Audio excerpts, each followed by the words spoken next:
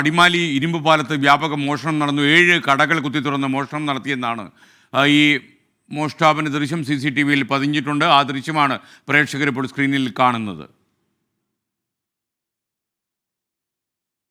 അപ്പോൾ എബിൻ ജോസ് വിശദാംശങ്ങളുമായി ചേരും തൊടുപുഴയിൽ നിന്ന്. എബിൻ, പറയൂ.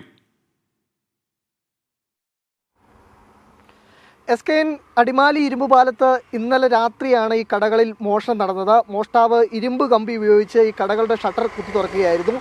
രാവിലെ കട തുറക്കാനെത്തിയ വ്യാപാരികളാണ് മോഷണ വിവരം അറിയുന്നത്. ഈ മോഷ്ടാവിൻ്റെ ദൃശ്യങ്ങൾ CCTV-യിൽ പതിഞ്ഞിട്ടുണ്ട്. അടിമാലി പോലീസ് സ്ഥലത്തെത്തി പരിശോധന നടത്തുകയാണ്.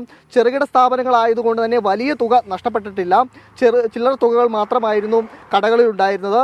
20,000-ഓളം രൂപ നഷ്ടപ്പെട്ടിട്ടുണ്ടെന്നാണ് വ്യാപാരികൾ പറയുന്നത്. അടിമാലി പോലീസും ഡോഗ് സ്ക്വാഡും സ്ഥലത്തെത്തി പരിശോധന നടത്തിയിട്ടുണ്ട്. SKN.